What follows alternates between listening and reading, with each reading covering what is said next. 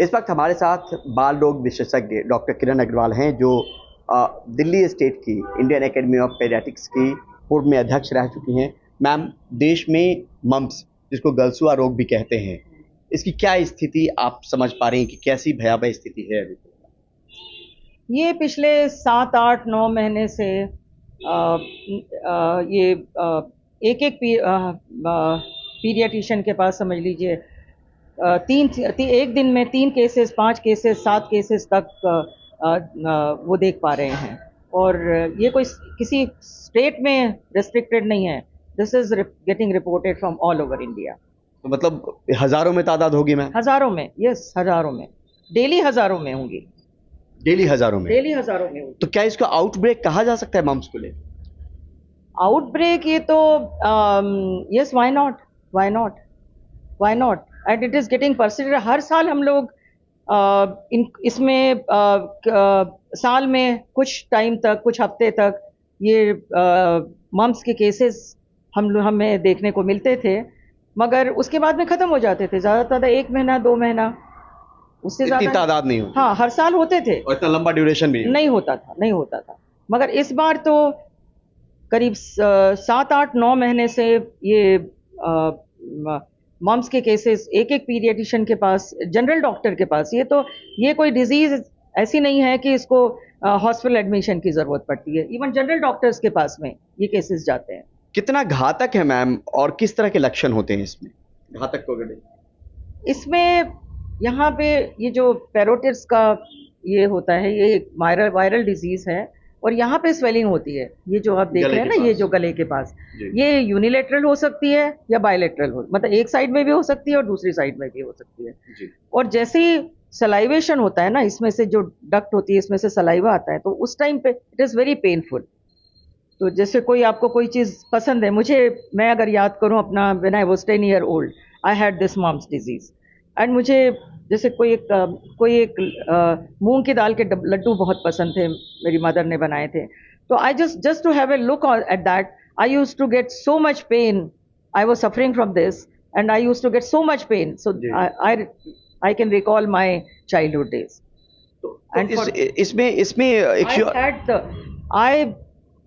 I had my practical exams during that time, and I missed that practical exam just because of this. और long term में क्या दिक्कत आ सकती है ma'am, अगर इस तरीके से किस एज ग्रुप में होता है और लॉन्ग टर्म में दिक्कत? ज्यादातर इसमें it is a disease OPD basis पे ट्रीट की जाती है। 4-5 दिन, ज्यादा मैक्सिमम 6 दिन तक स्वेलिंग परसिस्ट करती है, और जब तक स्वेलिंग परसिस्ट करती है तब तक उसकी इन्फेक्टिविटी भी रहती है। मतलब it is a highly infectious disease, एक से दूसरे को हो सकती है। Viral disease? हाँ, it is a viral disease, और जब तक ये स्वेलिंग परसिस्ट करती है ना, तब तक वो उसकी इन्फेक्टिविटी पीरियड ये मान के चला जाता है। किसी के परिवार में अगर हो तो कैसे, क्या प्रिकॉशन है कि बाकी किसी को ना हो बच्चों में? अब कोई अगर एक ही घर में रहते हैं, 3-4 बच्चे हैं, तो उसमें आप क्या प्रिकॉशन ले सकते हैं, है ना? लेकिन इन्फेक्शियस है। हाँ, इट इज इन्फेक्शियस, बट इसका बचाव है, वैक्सीन है इसका। जी, वैक्सीन के बारे में अगर बताएं। हाँ, वैक्सीन ये है कि ये MMR वैक्सीन कहलाता है। इसमें मीजल्स, मम्प्स, रुबेला 3 वैक्सीन होते हैं। तो ये जो वैक्सीन था, नेशनल शेड्यूल में, इंडिया में नेशनल शेड्यूल में कभी भी नहीं आ पाया है। अभी भी मांग हो रही कि इसको शामिल किया जाए। कभी किसी ने सोचा ही नहीं लाने का इसको, और उसका एक कारण ये है कि जो national disease portal, infectious disease का जो नेशनल पोर्टल है हमारा, उसमें कोई रिपोर्टिंग का कोई प्रावधान नहीं है। तो आपको पता कैसे लगेगा, गवर्नमेंट को पता कैसे लगेगा कि कितने केसेस हैं और प्रॉब्लम कितनी है? वैक्सीन जब किसी भी गवर्नमेंट शेड्यूल में जब लाया जाता है, तो उसमें कई चीज़ें देखी जाती हैं, और उसमें से कॉस्ट फैक्टर भी एक होता है, क्योंकि हमारी जितनी पॉपुलेशन है, वैक्सीन किसी सिलेक्टेड पॉपुलेशन को नहीं दिया जाएगा। वो अगर दिया जाएगा तो पूरी आबादी को दिया जाएगा, जिस एज ग्रुप में ज़रूरी होगा उसको दिया जाएगा, और सिलेक्टिवली नहीं दिया जाएगा। तो उसमें फाइनेंसेस भी देखे जाते हैं कि क्या हेल्थ में जितना बजट है, क्या वो इसके लिए बजट उसमें से निकल पाएगा। तो ये कॉस्ट फैक्टर तो रहता ही रहता है हमेशा। इंडियन एकेडमी ऑफ पेडियाट्रिक्स कह रही है कि इसको शामिल करना चाहिए नेशनल वैक्सीनेशन प्रोग्राम। बिल्कुल करना चाहिए। और दिल्ली में 1997 में डॉक्टर हर्षवर्धन तब हेल्थ मिनिस्टर हुआ करते थे, और हम लोगों ने as Indian Academy of Pediatrics Delhi ये बात उनके सामने उठाई थी, और उन्होंने एकदम से उसको मान लिया था। और उसके बाद में उन्होंने जैसे पोलियो का इरेडिकेशन हुआ है, उनको किसी ने इसका सुझाव दिया है और उसके बाद उनको वो क्लिक हो गई थी बात कि अगर कोई जरिया है कि पोलियो वर्ल्ड से निकाला जा सकता है तो हम उस पर क्यों नहीं काम करें।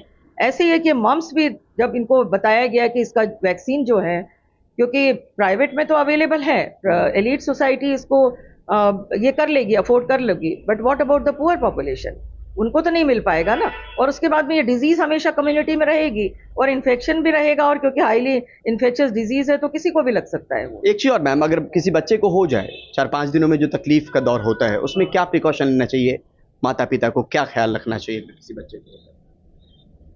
उसमें ख्याल तो क्या रखा जाएगा, सिम्टोमेटिक ट्रीटमेंट होता है इसमें।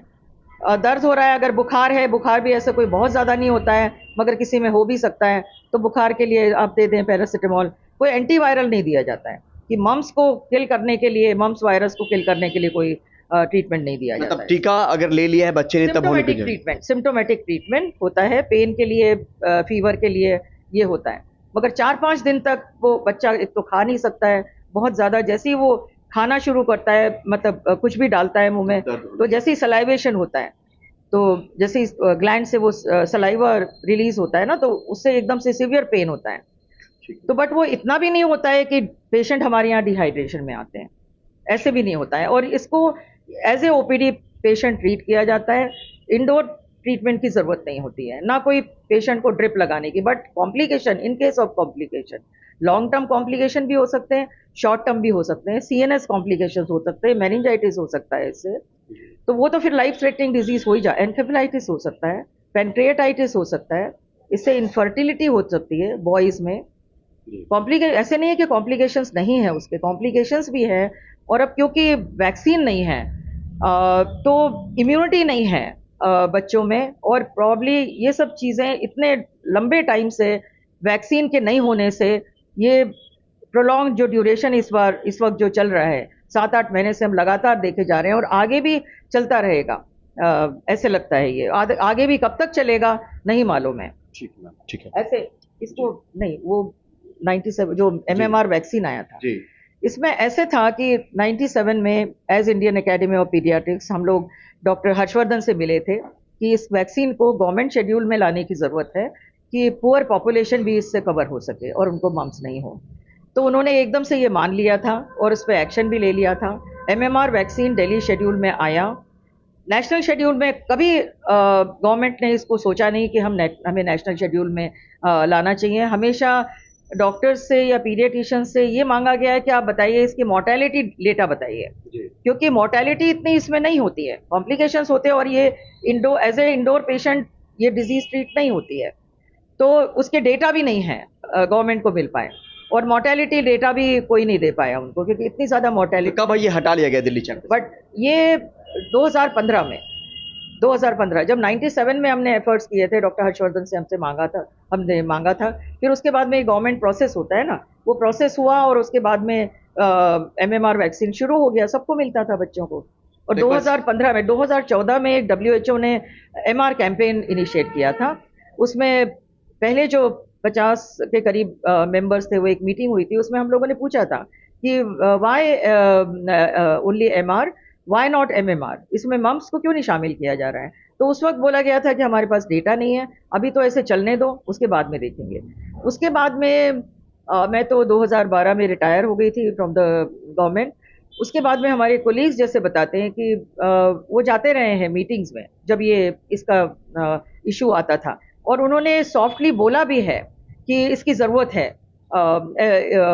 इसकी वैक्सीन। हाँ, मतलब जब ये बंद कर दिया गया तो हुआ ये था कि MR कैंपेन जैसे ही शुरू हो गया, इंडियन एकेडमी ऑफ पीडियाट्रिक्स ने उसको होल हार्टेडली लिया और बहुत अच्छी तरह से चला।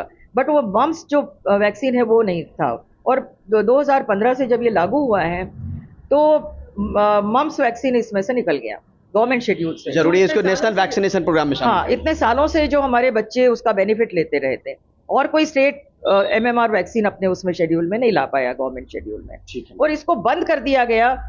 इस पे जरूर चर्चा होनी चाहिए कि क्यों बंद कर दिया गया। उस वक्त जो डॉक्टर हर्षवर्धन के एफर्ट से जो चालू किया गया था, ये उस वक्त क्यों बंद कर दिया गया? और हम लोगों ने ही सजेस्ट किया था।